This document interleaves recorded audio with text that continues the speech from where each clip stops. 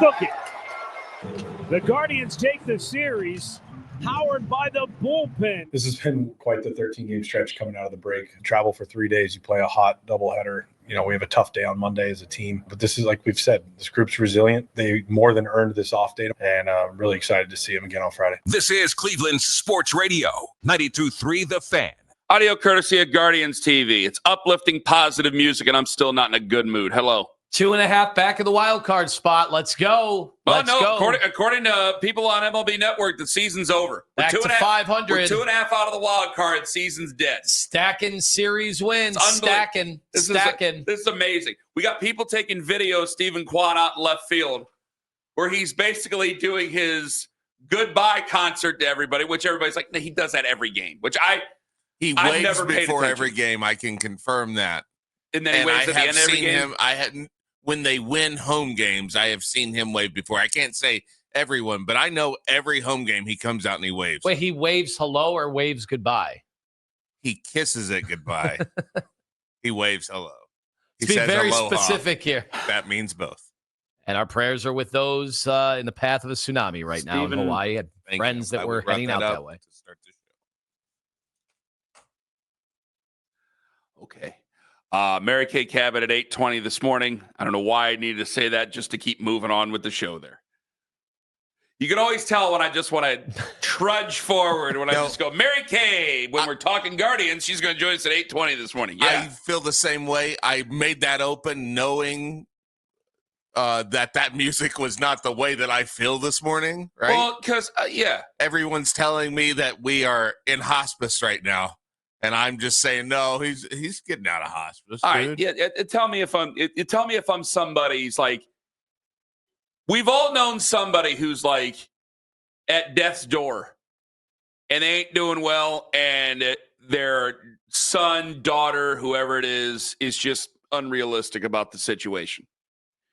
And you're like, well, they're dealing with it the way they have to deal with it. That's fine. But it's like, no, I'll be fine. I'll pull through. That's it. And I'm going, I got Jim Bowden on foul territory, and I'm going to play this here in a second. But they're saying the season's over. What am I missing? You're 2.5 games out of the wild card. And, well, the season's done, so we gotta liquidate the assets. Please help me. If I'm being unrealistic, I need your help this morning. 216-474-0092.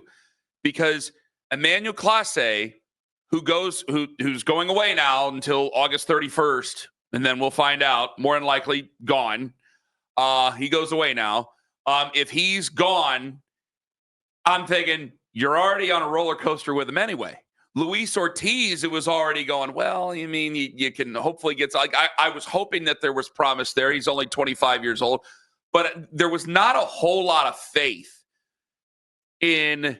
There was more faith in Emmanuel Clase, but there really wasn't a whole lot of faith in either or. And you were still there. And like last week, all right, we're coming out of the All-Star break. We're going well. Things are going well. We could take a run at this wild card spot. We could take a run at this American League wild card, still make the most of this season, even though the ownership didn't really give us much to really go on anything, and we actually pulled away from this team. And then by the end of last week, when the Tigers were struggling, there were some people toying with the notion of taking over this division, even though you're 8 games out to start the week. And you're 9 right now. And by the way, go to look what the Angels did. The Angels started the day at 2 games under 500. I didn't see what the Angels might have done last night or yesterday afternoon, but the Angels started the day at 2 games under 500. They're behind you in the wild card and Bob Nightingale. Oh, they're buyers. The Angels are buyers. So not only are we not buying, we're not supposed to buy, we're supposed to have a borderline fire sale and get rid of Stephen Kwan.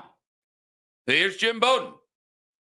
Oh, he was going to get traded. There's no doubt. And Chris Antonet, the president, Mike Chernoff, the GM, have been working 6 weeks at moving Emmanuel Clase, and they were in a really strong position as sellers. And they decided to sell, and that's the direction they were going. And Clase was going to be the headliner at this trade deadline for them. And they were in a great position because we have so many of the contending teams and division leading teams that were focusing on high leverage back end relievers.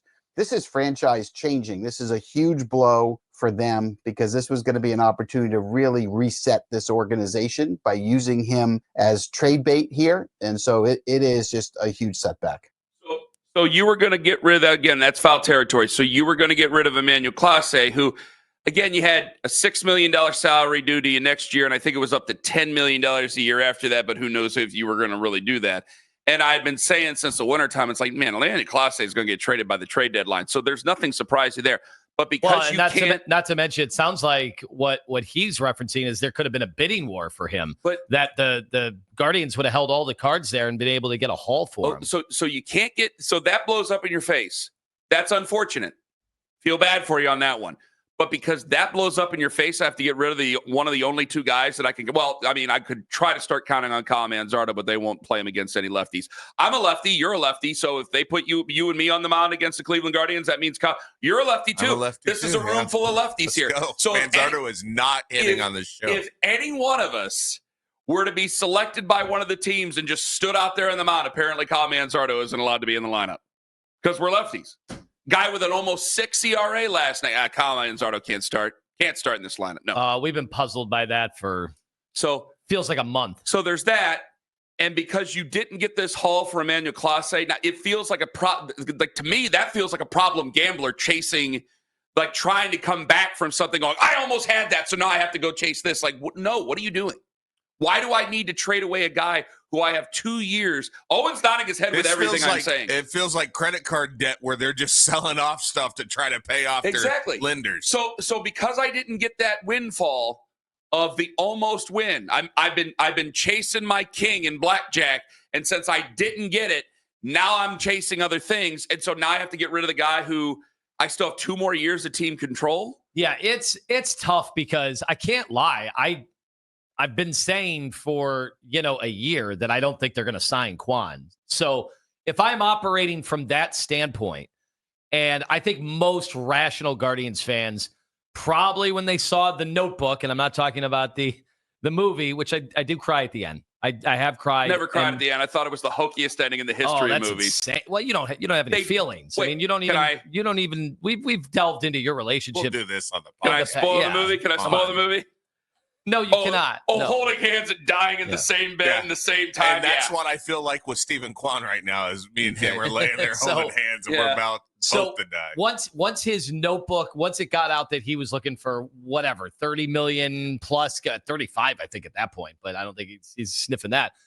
I've always just assumed, again, we're going to have to enjoy Kwan until we don't have him anymore.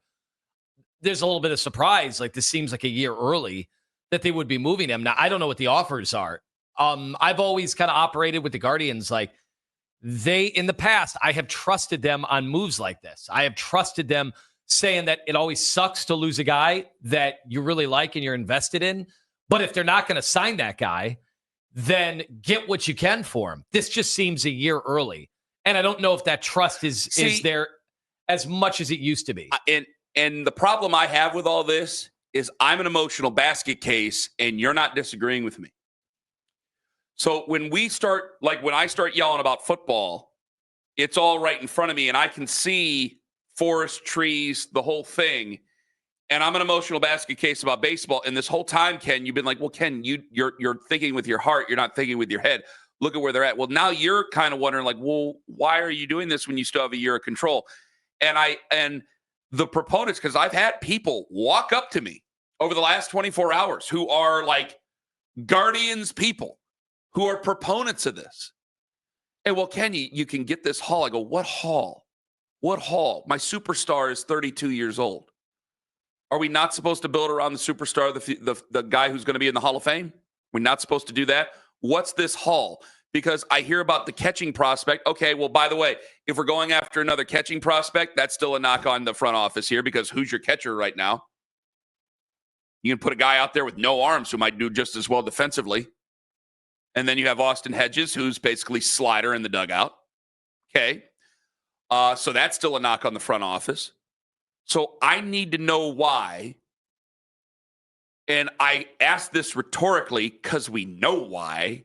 The team that come off an ALCS appearance last year and is still 2.5 games out of the wild card as we start this show this morning needs to have a fire sale.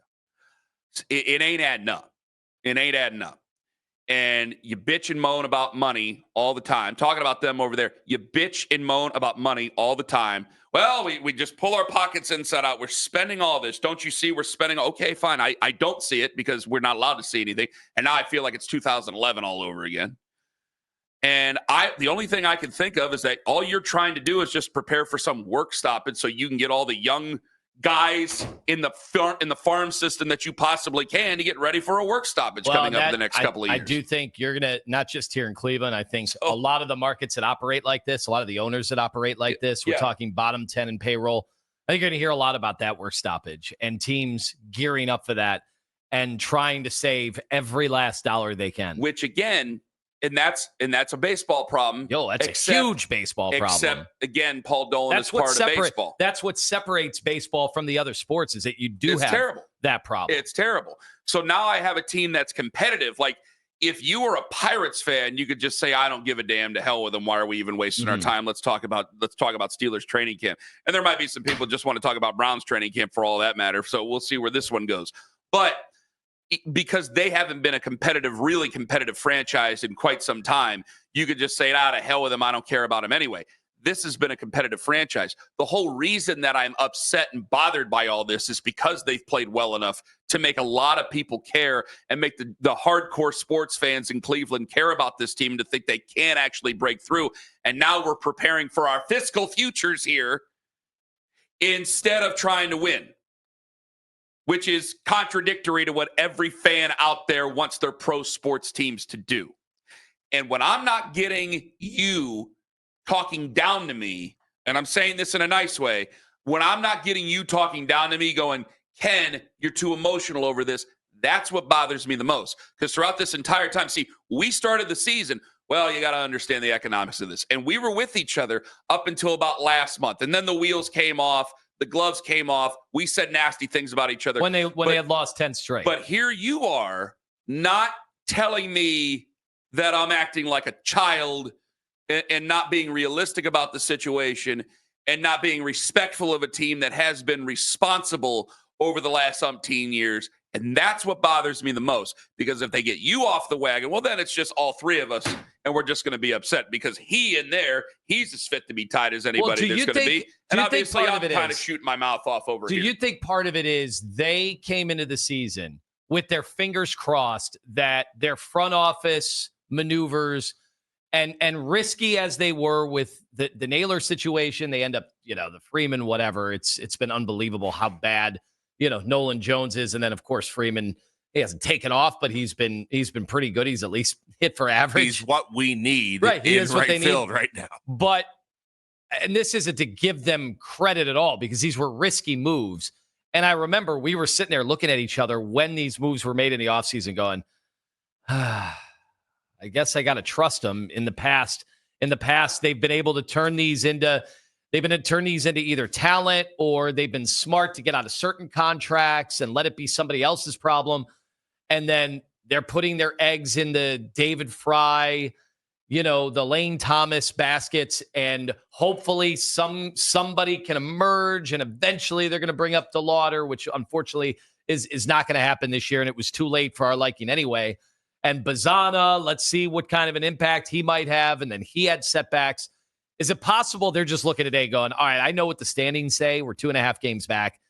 This has been a season from hell. It ain't possible. I think it's happening. The moves haven't, the successful moves that we normally can rely on, they have not gone our way. They might preach bad luck. Obviously, we'd have fans call in and say, well, that's luck that you created. Either way, they're sitting here going, what's the point? They're not going to sign Kwan. At no point does anybody truly think they're going to sign Kwan to a lucrative deal because nobody gets a second deal here. So anything they do. All of that is over anyway. So begin the pivot process. So everything they do, that's good. If they go and say they can't get a deal done with Kwan and he stays here, or if they even do, for crying out loud, that's a totally different animal. But anything they do from here on out, see, you just hit it. Anything they do from here on out, they've done in spite of the wishes of the front office of the ownership. You're talking if they actually pull it off. If they shed salary during the offseason, they'd make no real effort to help this baseball team roster-wise? You were planning on trading away Emmanuel Clase all the time, the whole way through.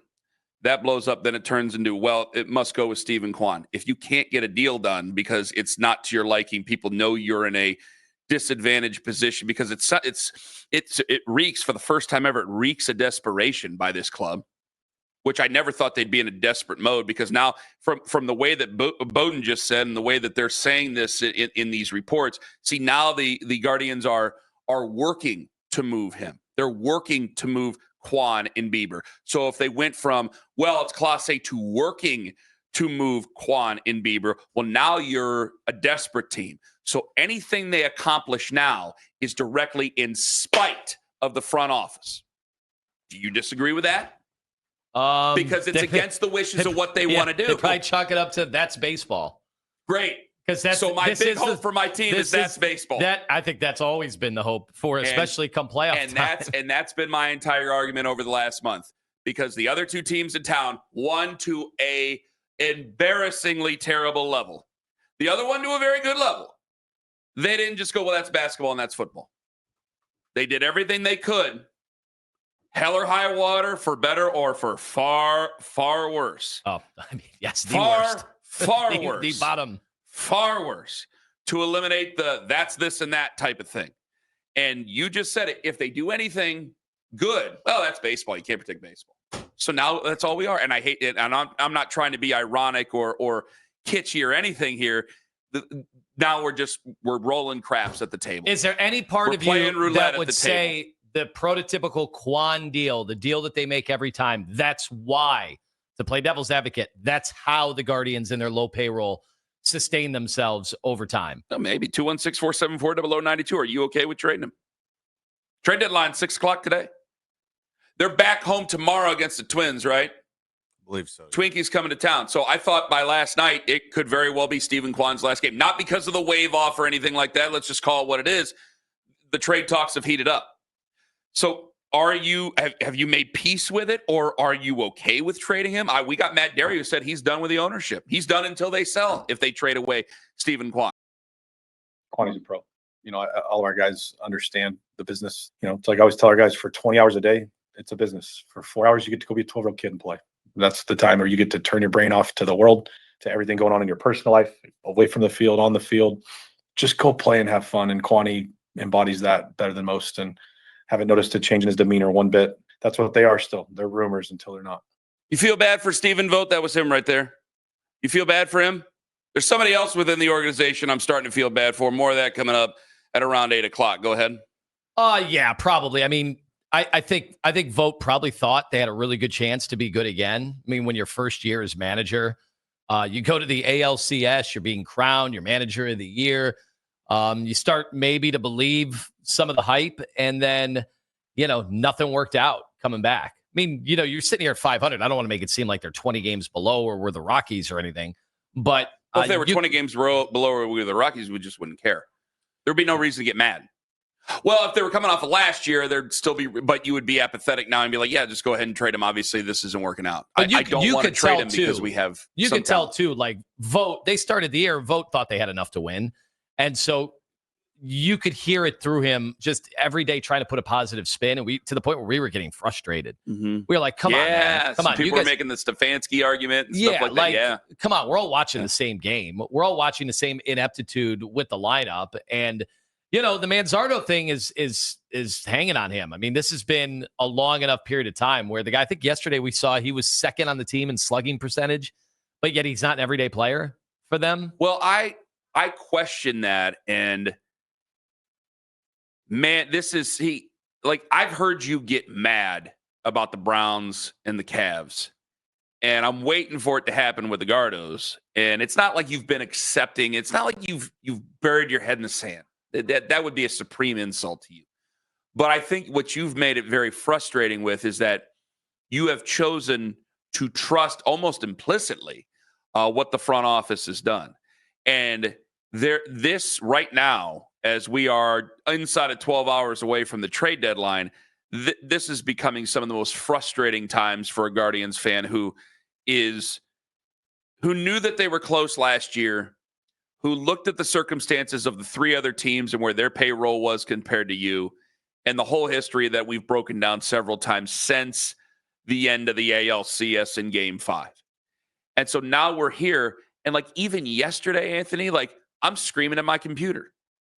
And I can't tweet anything back at people. Twitter Reaction is brought to you by Shabin Jewelers, Cleveland's premier jewelry store, because there is the other side to it. And I imagine this is what Antonetti and Chernoff and everybody else would say, because I'm looking at the lineup going, where's Manzardo? Well, Ken, it's a lefty on the mound. I go, what does that got to do with the price of fish? The guy's got a near 6 ERA who they're hitting against. What is that? So, and I said to you guys in the open, I go, we're three lefties in here. So if they just put my fat ass out there to just stand and throw meatballs, I guess they can't hit Kyle Manzardo. And then there was another reason, well, Carlos Santana, they could be showcasing him. I'd go, at 39 years old, we're showcasing Carlos Santana, who is not the player he used to be the last two times that he was here. And that reasoning, while there's always going to be another side, that reasoning is frustrated. I don't think the Guardians are going out of their way to just make us mad. They're not making decisions just to upset their fan base. But it's frustrating where I see what the Cavs do. The Cavs they are a fantasy fan's dream. I mean, if you're a regular just Joe fan of basketball, they made a big trade. They're always in the conversation for other guys. For the love of God, for a frustrating time, they'll never be out on the LeBron conversation. No matter what, they'll never be out on that. And then the Browns, for better, for worse, again, we've talked about that. And these are two, and now with the second apron, these are two hard cap sports.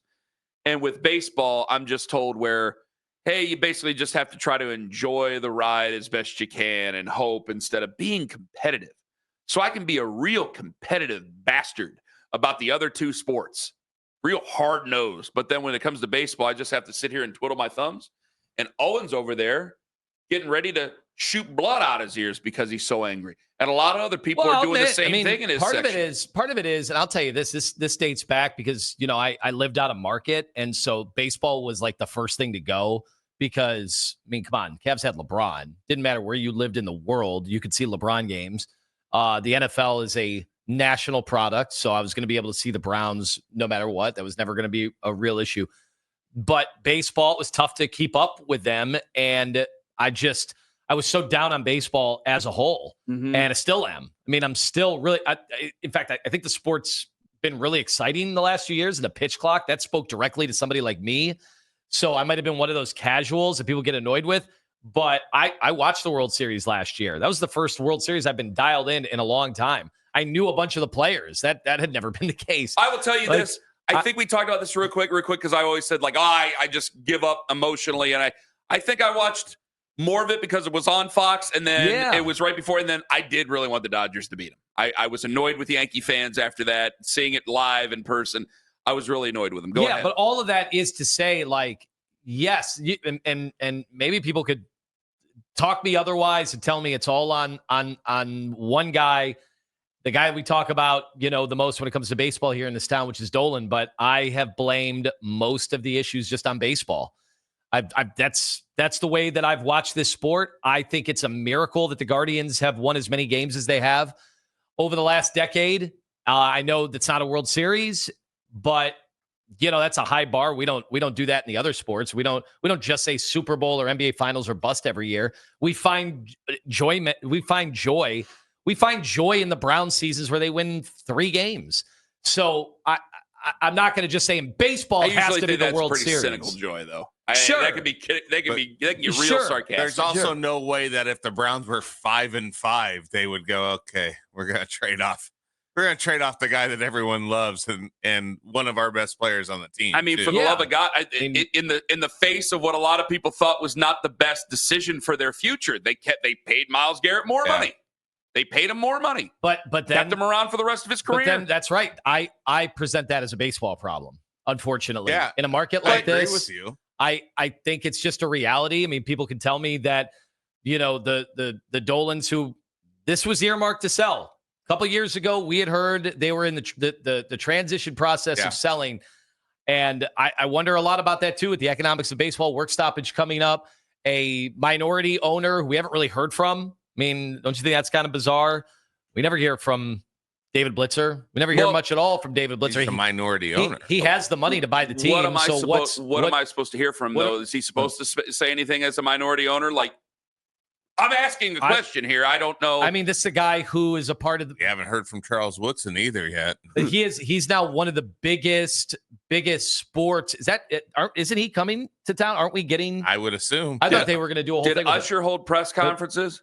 He absolutely did talk. I do remember that. Dan Gilbert brought him aboard. He turned his chair around and sat right down. He did bring him. We know Miles has spoken. Yeah. So all I'm saying is points the tone. All I'm saying is that this team has been for sale. It has not been sold. Now you've got a work stoppage coming.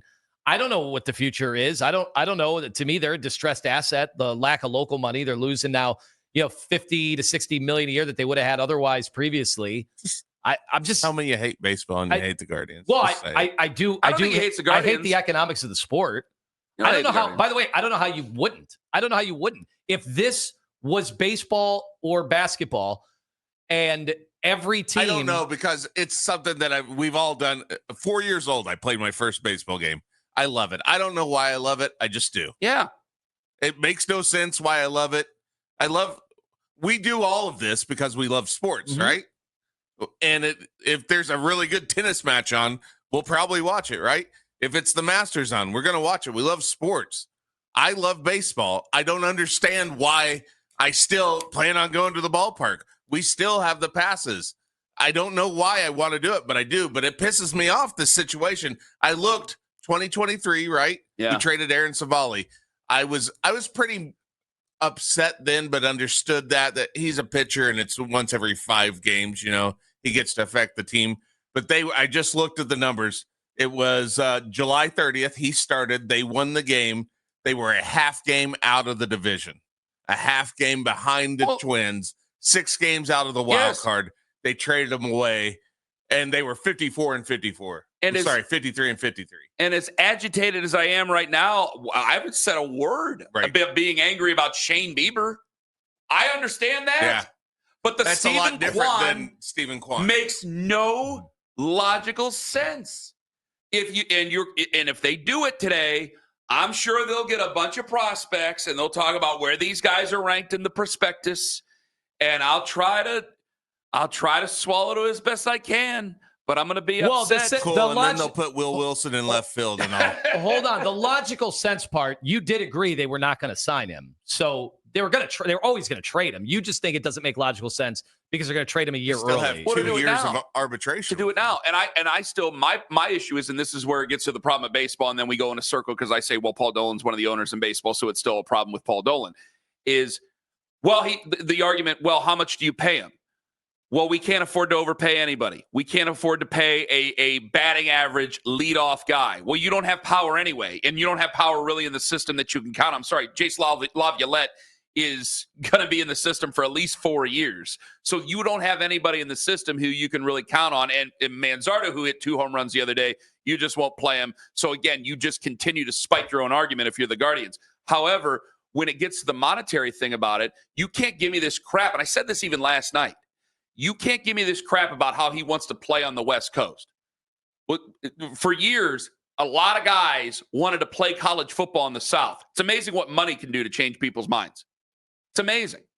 I'm sure that there's plenty of guys, Myles Garrett, who's from Dallas to Arlington, Texas. Myles Garrett, you give him a bunch of money, all of a sudden he wants to stay here in Northeast Ohio for the rest of his career. Plenty of guys, you give them a bunch of money, they want to stay in Northeast Ohio.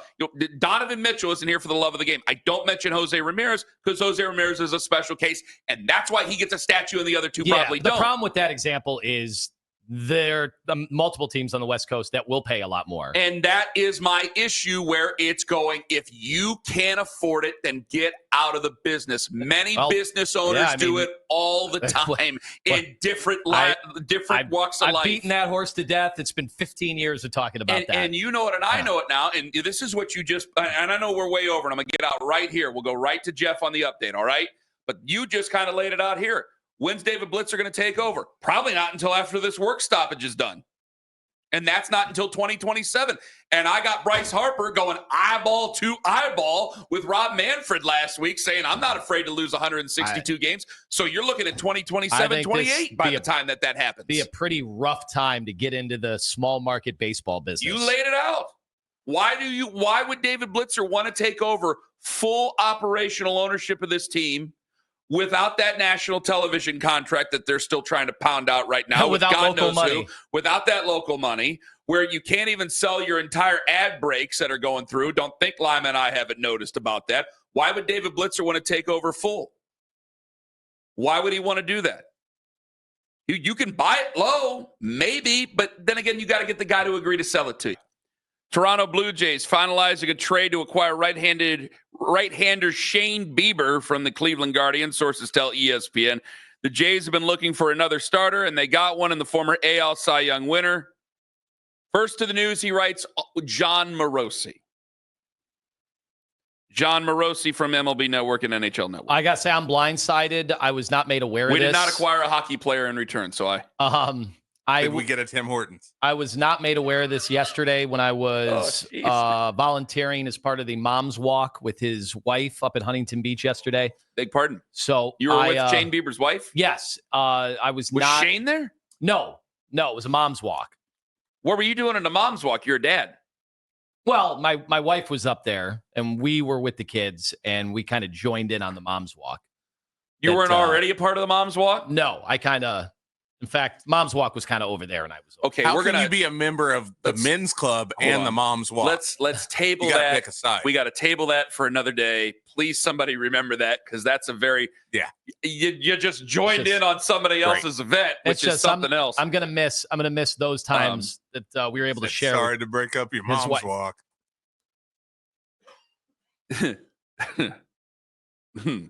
So Shane Bieber is gone.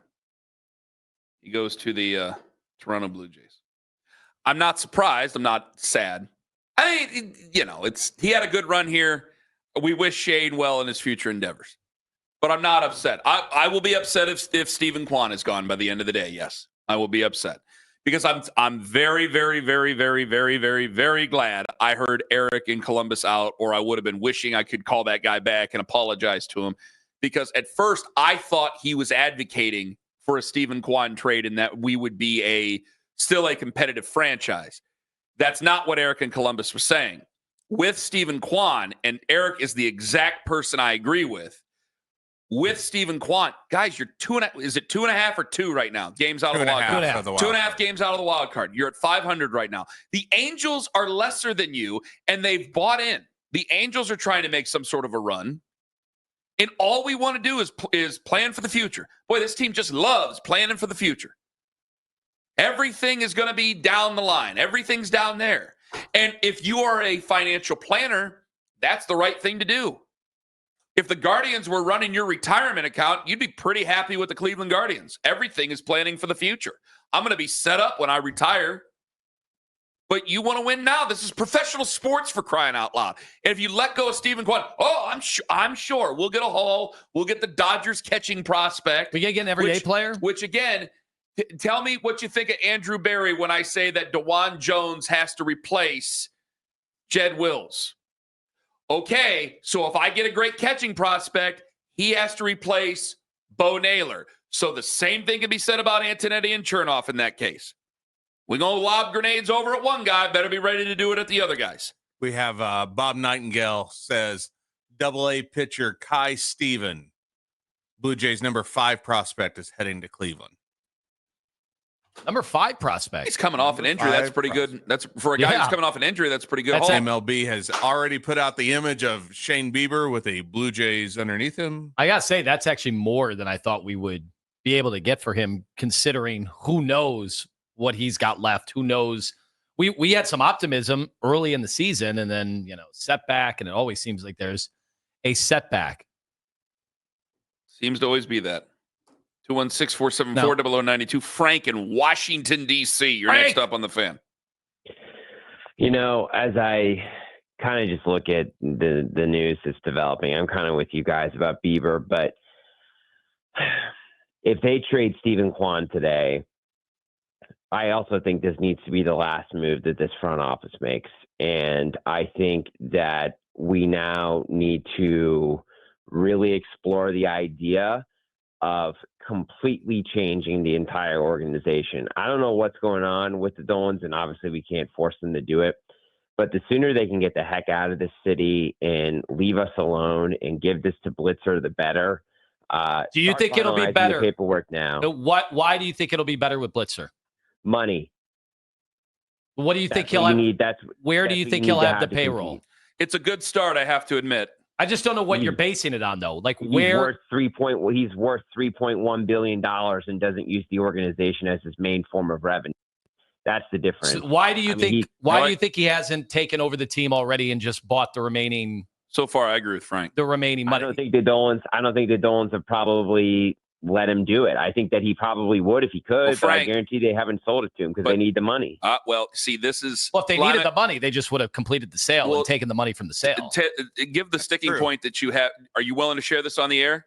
Give the sticking point of what you think is between those two in the sale. Yeah, that they're distressed asset, and we're going into a work stoppage. Frank, thank you very much for the call. Well, they probably disagree on price, total price. Yeah, I'm sure they do. What's the valuation of this team without a local TV deal in this market?